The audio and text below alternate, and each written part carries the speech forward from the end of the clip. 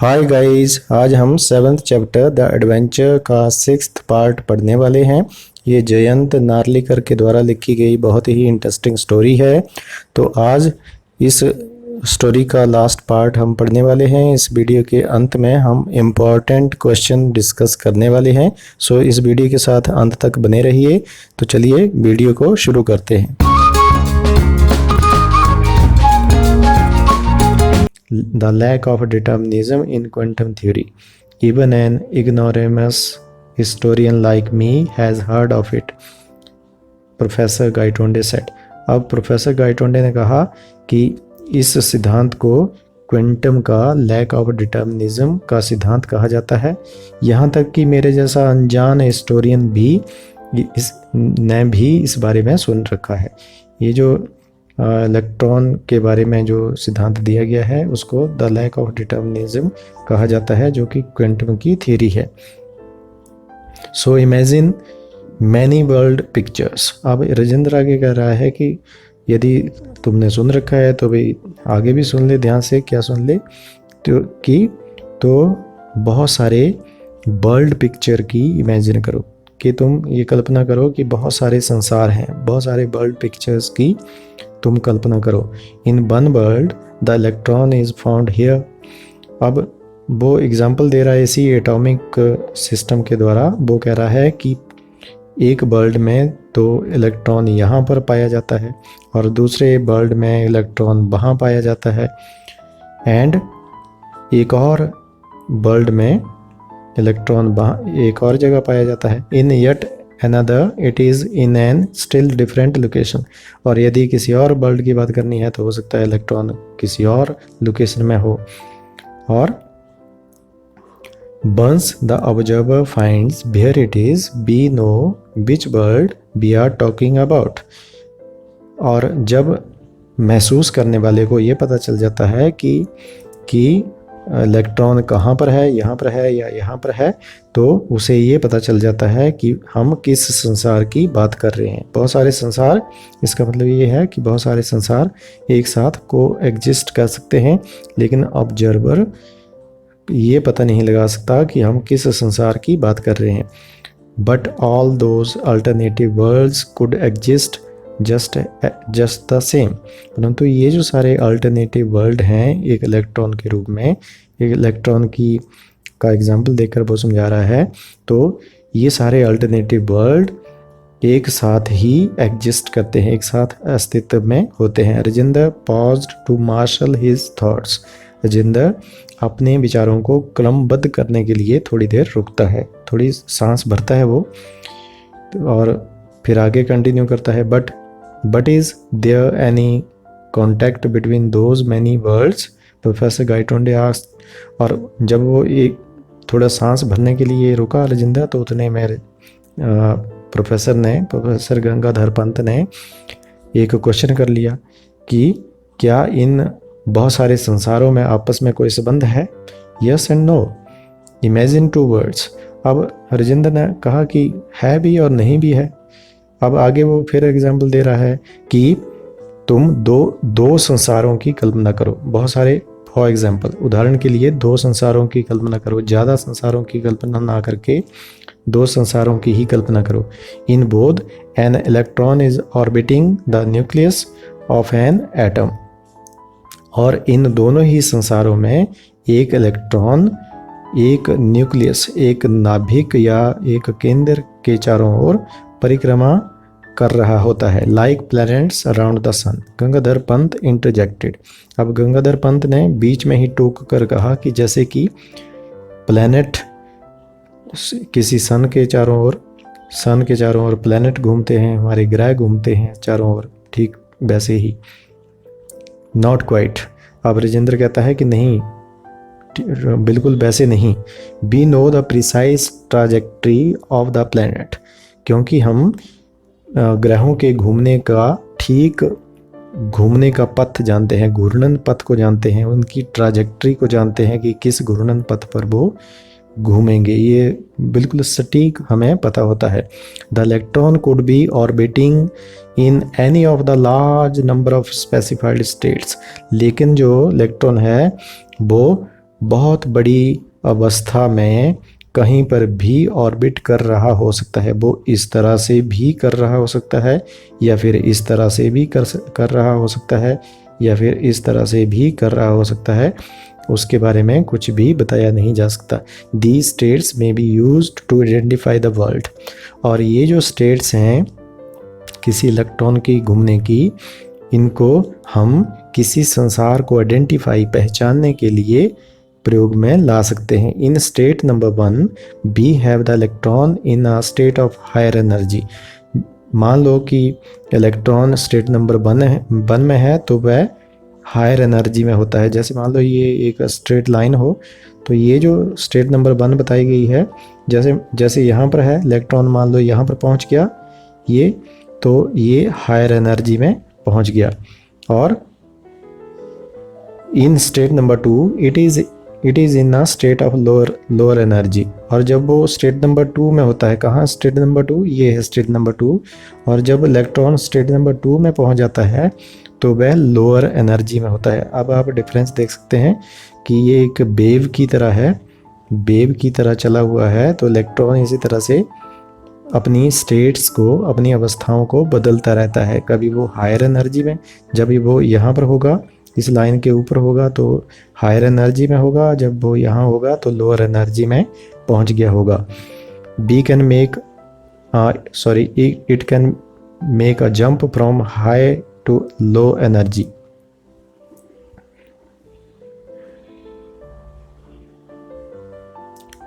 It can make a jump from high to low energy and send out a pulse of radiation। और जब ये क्या होता है, हाई एनर्जी से लो एनर्जी में जंप करता है। ये जो इलेक्ट्रॉन है, ये जब हाई एनर्जी से लो एनर्जी में जंप करता है तो वह रेडिएशन की पल्स निकालता है। और आप pulse of radiation can knock it out of state number 2 into state number 1। और या वो स्टेट नंबर 1 से स्टेट नंबर 2 में पहुंच जाएगा, या फिर जब कोई और पल्स यहाँ पर आएगी तो पहले से मौजूद स्टेट नंबर 2 में कोई इलेक्ट्रॉन जो है उसको नॉक आउट करके, उसको धक्का मार करके वो पल्स उसको स्टेट नंबर 1 में पहुंचा देती है। कहने का अभिप्राय ये है कि इलेक्ट्रॉन कभी भी स्थिर नहीं रहता, वो कभी भी स्टेट नंबर 1 से स्टेट नंबर 2 में पहुंच जाता है और फिर स्टेट नंबर 2 से स्टेट नंबर 1 में पहुंच जाता है। मतलब high energy to low energy and low energy to high energy में पहुंच जाता है। Such transitions are common in microscopic systems. और माइक्रोस्कोपिक सिस्टम जो हैं, जो सूक्ष्म प्रणालियां हैं, उनमें इस प्रकार के बदलाव साधारण हैं, कॉमन हैं। But if it happened on a microscopic level. और जब ये माइक्रोस्कोपिक लेवल पर होते हैं तो क्या होगा, रजिंदर ने कहा। तो ये इस प्रकार से क्वांटम की थ्योरी को समझाने की कोशिश की गई है। I get you. You are suggesting that I made a transition from one world to another and back again. I get you, इसका मतलब ये हुआ कि गंगाधर पंत asked, गंगाधर पंत कहता है कि मैं तुम्हारी बात समझ गया। आप ये कहना चाह रहे हो कि मैं एक संसार से दूसरे संसार में चला गया और फिर दूसरे संसार से वापस पहले संसार में आ गया। जैसे कि एक इलेक्ट्रॉन स्टेट नंबर 1 से 2 में पहुंच जाता है और फिर स्टेट नंबर 2 से फिर से स्टेट नंबर 1 में पहुंच जाता है। तो गंगाधर पंत भी कहता है कि मैं तुम्हारी बात समझ गया, मैं इस संसार से किसी और संसार में चला गया और फिर दोबारा वापस आ गया। गंगाधर पंत ने पूछा, फैंटास्टिक दो it seems, this is the only explanation I can offer. हालांकि ये काल्पनिक प्रतीत होता है, लेकिन केवल यही एक एक्सप्लेनेशन है जो मैं तुम्हारी इस बात की कर सकता हूँ। My theory is that catastrophic situations offer radically different alternatives for the world to proceed. मेरा सिद्धांत ये कहता है कि कैटास्ट्रोफी, जो अचानक घटने वाली घटनाएं होती हैं, वो रेडिकली डिफरेंट अल्टरनेटिव्स, रेडिकली मतलब फंडामेंटली, वो मूल रूप से किसी दूसरे संसार की ओर आगे बढ़ाने का काम करती हैं। It seems that so far As reality is concerned, all alternatives are viable, but the observer can experience only one of them at a time. Bible का मतलब है दैट कैन बी डन और दैट विल बी सक्सेसफुल। ऐसा प्रतीत होता है जहाँ तक कि वास्तविकता का संबंध है कि ये सारे अल्टरनेटिव, सारे वैकल्पिक संसार आने वाले समय में वास्तविक हो सकते हैं, परंतु देखने वाला उसे एक समय में एक ही संसार देख सकता है। होने को तो कोएग्जिस्ट बहुत सारे संसार कर सकते हैं, एक से ज़्यादा संसार कोएग्जिस्ट कर सकते हैं, लेकिन ऑब्जर्वर केवल एक समय में एक ही संसार को देख पाएगा, ऑब्जर्व कर पाएगा। By making a transition you were able to experience two worlds although one at a time. और इस प्रकार का ट्रांजिशन, इस प्रकार के बदलाव के कारण तुम दो संसारों को अनुभव करने में समर्थ हो सके, हालांकि एक समय में एक ही संसार को अनुभव कर पाए। The one you live in now and the one where you spent 2 days। एक वो संसार था, वर्ल्ड नंबर 1 वो था जिसे तुम जानते हो, जिसे तुम पहले से ही जानते हो, और दूसरा वह संसार था, वर्ल्ड नंबर 2 वो था जहाँ पर तुमने 2 दिन बिताए। 2 दिन कब बिताए उसने? जब उसकी ट्रक के साथ कोलिजन हुआ, जब उसका ट्रक के साथ टक्कर हुई तो वह 2 दिनों तक बेहोशी की हालत में पड़ा रहा और वो अनुभव करता रहा कि वह किसी अलग संसार में पहुंच गया था। One has the history we knew and the other a different history. एक संसार वो है जिसके इतिहास को हम जानते हैं, वर्ल्ड नंबर 1 के इतिहास को हम सभी जानते हैं, और दूसरा संसार वो है जिसका इतिहास अलग है, जिसमें मराठे जीत गए और अब्दाली हार गया और इंडिया कभी भी स्लेवरी को नहीं देखा। द सेपरेशन और bifurcation took place in the battle of Panipat. और ये जो सेपरेशन है, ये जो इस संसार से दूसरे संसार का अलग होना है, ये जो बाइफर्केट होना है, वो पानीपत की लड़ाई में बाइफर्केट होता है। You neither travel to the past nor to the future. अब आगे राजेंद्र कहता है कि ना तो तुम कभी पास्ट में गए, ना तो तुम कभी फ्यूचर में गए। इन 2 दिनों के दौरान तुम ना तो पास्ट में गए ना फ्यूचर में गए। You were in the present but experiencing a different world. तुम तो केवल प्रेजेंट में ही थे, परंतु एक अलग संसार को अनुभव कर रहे थे। Of course by the same token there must be many more different worlds arising out of bifurcations at different points of time। और ये निश्चित रूप से अलग अलग समय की संसार में या इस समय के दौरान, प्रेजेंट के समय के दौरान जो अलग अलग इतिहास में घटनाएं घटी हैं, उनमें जो अलग अलग बाइफर्केशन आए हैं अलग अलग समय में, उन अलग अलग बाइफर्केशन के दौरान बहुत सारे अलग संसार हो सकते हैं। जैसा कि पानीपत की लड़ाई, यदि मराठे जीत जाते तो ऐसा हम मान सकते हैं कि इंडिया शायद गुलाम नहीं होता अंग्रेज़ों का, और मराठे नहीं जीते, मराठे हार गए, अब्दाली जीत गया, तो इतिहास वो हमारे सामने है। इसी तरह से कोई और घटना हो सकती है, जैसे कि एग्जाम्पल के तौर पर हम ये कह सकते हैं कि यदि मैं बीमार नहीं पड़ा होता तो मैं पूरे स्टेट में फर्स्ट पोजीशन प्राप्त कर लेता। तो ये इट वुड हैव बीन, यदि ऐसा हुआ होता। तो ये बाइफर्केशंस हैं, ये अलग अलग संसारों को जन्म दे सकते हैं। As Rajendra concluded, Gangadhar Pant asked the question that was beginning to bother him most। जब राजेंद्र ने अपनी बात को खत्म किया तो गंगाधर पंत ने एक ऐसा प्रश्न पूछा जो अब उसे बहुत अधिक परेशान करने लगा था। But why did I make the transition, परंतु मेरे अंदर ये बदलाव आया ही क्यों?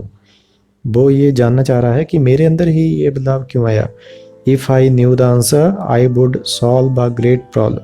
अब राजेंद्र कहता है कि यदि मैं इस प्रश्न का उत्तर जानता तो मैं एक बहुत बड़ी समस्या को हल कर सकता था। Unfortunately there are many unsolved questions in science and this is one of them. ये दुर्भाग्य की बात है कि विज्ञान में भी आज बहुत सारे अनसुलझे प्रश्न हैं और ये भी उनमें से एक है। But that does not stop me from गेसिंग, परंतु ये बात मुझे अनुमान लगाने से नहीं रोक सकती। वो कहता है, राजेंद्र कहता है कि हालांकि ये अनसुलझा क्वेश्चन है साइंस में भी, लेकिन फिर भी मैं अनुमान तो लगा ही सकता हूँ। Rajendra smiled and proceeded. अब ये कहते हुए राजेंद्र मुस्कुराया और आगे उसने बात को बढ़ाया। You need some interaction to cause a transition, कि तुम्हें किसी भी बदलाव के लिए इंटरेक्शन की, प्रतिक्रिया की आवश्यकता होती है। Perhaps at the time of the collision you were thinking about the catastrophe theory and its role in war. Truck के साथ टक्कर के समय शायद तुम कैटास्ट्रोफी थ्योरी और लड़ाइयों में इसकी भूमिका के बारे में सोच रहे थे। Maybe you were pondering about the battle of Panipat, शायद तुम पानीपत की लड़ाई के बारे में विचार कर रहे थे, pondering. Perhaps the neurons in your brain acted as a trigger, और तुम्हारे ब्रेन के अंदर के जो न्यूरॉन्स हैं वो एक ट्रिगर का काम कर गए। जब वो टकराया तो जो न्यूरॉन थे वो ट्रिगर का काम कर गया और वो ट्रांजिट कर गया। न्यूरॉन्स जो कि संचार व्यवस्था को बनाए रखते हैं शरीर में, उनको न्यूरॉन्स कहा जाता है। दिमाग में ऐसी ऐसी तरंगें उठती हैं न्यूरॉन्स के रूप में जो संदेश ले जाने का काम करती हैं। तो राजेंद्र कहता है कि जब कोलिजन हुआ तो शायद यही ब्रेन के जो न्यूरॉन्स थे वो इस बदलाव के लिए ट्रिगर का कारण बन गए। A good guess. I was indeed wondering what course history would have taken if the result of the battle had gone the other way. अब गंगाधर पंत कहता है कि एक बहुत अच्छा अनुमान लगाया। किसने? राजेंद्र ने। I was indeed wondering, मैं तो ये सोच रहा था कि यदि इस लड़ाई का परिणाम दूसरा होता तो इतिहास कौन सा मोड़ लेता। वो ये सोचते हुए जा रहा था कि यदि पानीपत की लड़ाई का परिणाम अपोजिट होता, मतलब पेशवा उसमें जीत जाते, अब्दाली हार जाता, तो इतिहास में क्या बदलाव आया होता। और तभी उसकी टक्कर हो गई और न्यूरॉन्स ने उसको ट्रिगर किया और उसके अंदर ये बदलाव आया। That was going to be the topic of my 1000th presidential address, और मेरे 1000वें अध्यक्षीय भाषण का यही विषय होने वाला था। जब वो अध्यक्ष के रूप में जाने वाला था अपनी 1000वीं सेमिनार में, प्रेसिडेंट के रूप में, अध्यक्ष के रूप में, तो उसने टॉपिक चुना था but course history would have taken if the result of battle had gone the other way. Now you are in a happy position to of recounting your real life experience rather than just speculating.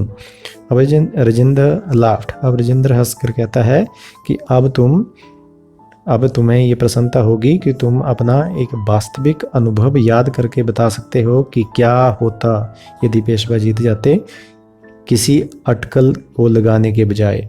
कि केवल अटकल लगानी थी आपने, लेकिन अब तो तुम वास्तविक घटना को रिकाउंट कर सकते हो, उसे वास्तविक घटना को याद कर सकते हो। But Gangadhar Pant was grave, परंतु गंगाधर पंत ग्रेव था।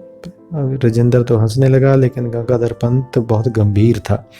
No Rajendra, my 1000th address was made on Azad Maidan when I was so rudely interrupted. नहीं राजेंद्र, मेरा 1000वां भाषण आज़ाद मैदान में हो गया जब मुझे बहुत निर्दयता से टोका गया। नो, नहीं। The professor Gaitonde who disappeared while defending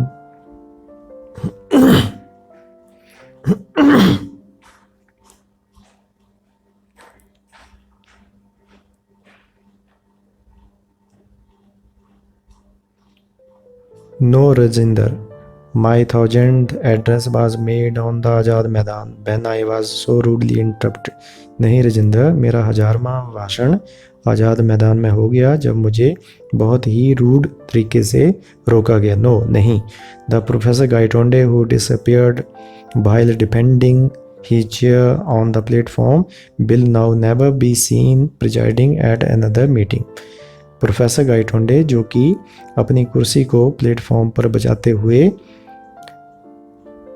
कहीं खो गया, वह अब कभी भी अध्यक्ष के रूप में किसी मीटिंग में नहीं जाएगा। I have conveyed my regrets to the organisers of the Panipat seminar. मैंने पानीपत सेमिनार के प्रबंधकों को अपना खेद व्यक्त कर दिया है। क्या खेद व्यक्त कर दिया है? कि मैं अब इस सभा में अध्यक्ष के रूप में नहीं आऊँगा। तो दैट्स ऑल। ये पूरी कहानी थी। कुछ क्वेश्चन हैं, इनको गो थ्रू कर लीजिए।